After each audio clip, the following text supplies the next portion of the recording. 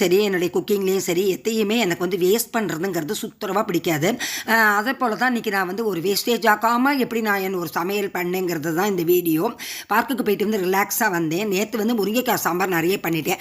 Night use பண்ணலான்னு ஃப்ரிட்ஜில் எடுத்து வச்சுருந்தேன், மறந்தே போயிட்டேன். அதனால் அதை வச்சு தான் இன்றைக்கி சமையலே நான் பண்ணி காமிக்க போகிறேன். இன்றைக்கி மாதுளம்பழத்தை நல்லா வந்து இப்படி திருப்பி நம்ம ஆப்பையை வச்சு தட்டினாலே நல்லா வந்துடும்.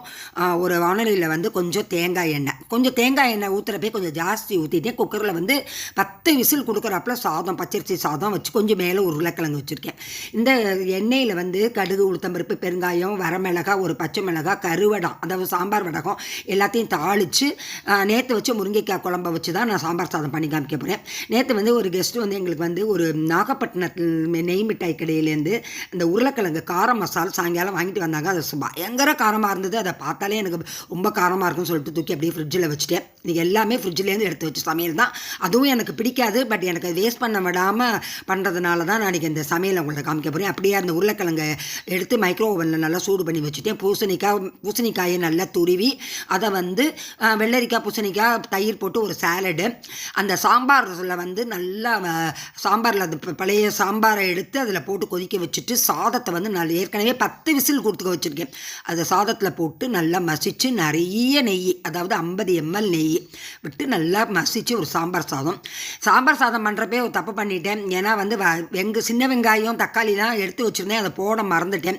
திருப்பி மறுபடியும் ஒரு சட்டியில் அதை நல்லா வதக்கி கொஞ்சம் நேரம் வேக வச்சு அதை எடுத்து போட்டேன். தயிர் சாதத்துக்கு நல்லா சாதத்தை மசிச்சுட்டு 1/2 டம்ளர் பால், கொஞ்சம் தயிர், கடுகு, உளுத்தம்பருப்பு, பெருங்காயம், வரமிளகாய், இஞ்சி எல்லாமே தாளிச்சிட்டு கொத்தமல்லி கட் பண்ணி வச்சுருந்தேன். கொத்தமல்லியை வந்து சாம்பார் சாதத்துக்கும் தயிர் சாதத்துக்கும் ஈக்குவலாக போட்டாச்சு. இந்த பாருங்க, பூசணிக்காய்க்கு வந்து பூசணிக்காய், வெள்ளரிக்காய், பச்சடிக்கு இதை ஊற்றியாச்சு. அந்த கார மசாலா ரொம்ப காரமாக இருக்குமே சொல்லிட்டு கொஞ்சம் உருளைக்கிழங்கை எடுத்து நல்லா வேக வச்சு அந்த கார மசாலோடு சேர்த்து கலக்கி ஒரு மசால் பண்ணேன். அப்படியுமே அந்த காரம் வந்து போகவே இல்லை. அதனால் இன்றைக்கி வந்து கொஞ்சோண்டு பூந்தியும் தொட்டு சாப்பிட்டாச்சு. இந்த மாதுளம்பழம் பாக்கி இருந்ததை நான் தயிர் சாதத்தில் போட்டேன்.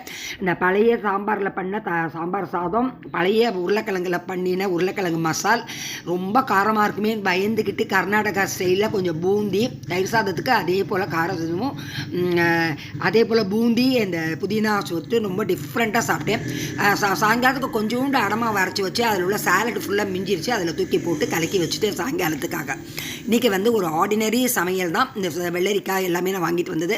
ஆனால் பயமாக இருந்தது, வயிற்றுக்கு ஏதாவது பண்ணுமோன்னு சொல்லிட்டு ஒரு ஜீரக தண்ணியும் நான் போட்டு வச்சுட்டேன். இவ்வளோ தாங்க சாப்பாடு வந்து மிஞ்சிச்சு. நாங்கள் ஒரு 10:30 மணிக்கு சாப்பிட்டோம். நல்லா சாப்பிட்டாச்சு. பாத்திரம் கொஞ்சம் ஜாஸ்தியாக தான் இருக்குது, நாங்கள் தேய்க்கணும். அதுக்குள்ளே நான் கிச்சனை வந்து க்ளீன் பண்ணிவிட்டு என்னுடைய சமையலை வந்து பழைய குழம்பை வச்சு இன்றைக்கி சூப்பராக ராயலாக முடிச்சாச்சு.